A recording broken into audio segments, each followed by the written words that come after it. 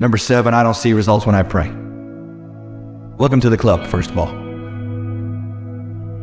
I always say there's 4 answers to every prayer. Yes, no, grow, slow. Yes, no, grow, slow. Sometimes God says yes, sometimes God says no. Sometimes God says you need that later in life when you've grown up a little bit. And sometimes God says, slow down, I will get to it. I don't work on your time, I work on my time. But it doesn't mean you stop praying. So let's go back to verse 17. Elijah with a nature like ours prayed fervently to won't rain, and it didn't rain. But then the next verse it says in verse 18, then he prayed again and the heavens gave rain and the earth bore its fruit.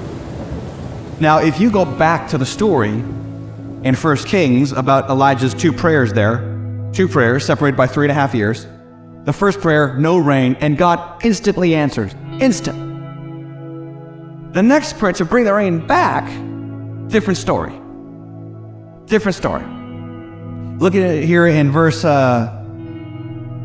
Verse 41 of 1 Kings 18. It says, Elijah said to Ahab, go up and eat and drink, for there is the sound of rushing rain. Now, he hasn't even prayed yet. He's like, there's going to be rain. So Ahab went up to eat and drink, and Elijah went up to the top of Mount Carmel, and he bowed himself down to the earth and put his face between his knees. Now, I'm not making a joke, so don't laugh at this moment.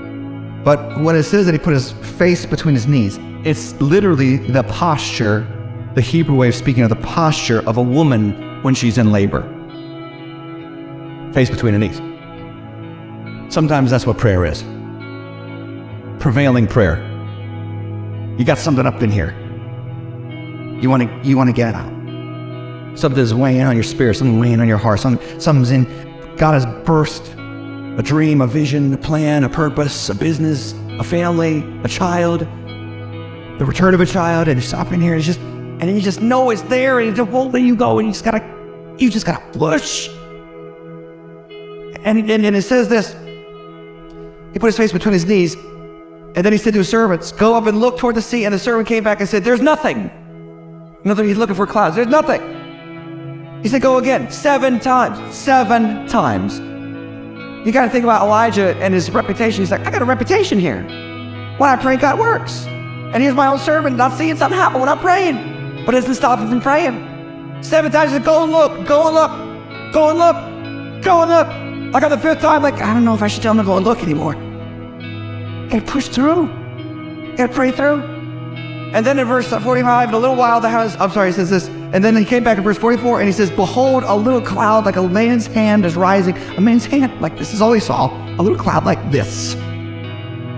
He said, now, prepare for rain.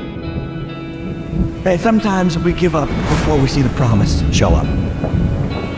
Don't do that. You push again. You push again. You push again. Every woman in this house who's given birth can say it better than I can. You don't give birth on the first push. Sometimes you don't give birth until the 1500th push. God bless you. By the way, that was you.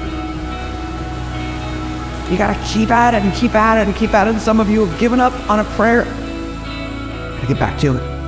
One of the best things you can do is get prayer at the end of our services. Get somebody to pray with you. Lift it up to God. The power of 2 agreeing on earth has power in heaven to be done on earth. And I believe we're going to see God do a mighty work in your life and a mighty work in our church as we pray and call out to God. Because when I look at the crazy of the world, I want to give up. I want to just throw my hands up. I want to just turn off the television, just shut down life.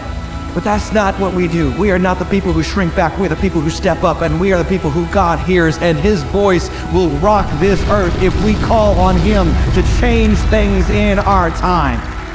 Let's not give up.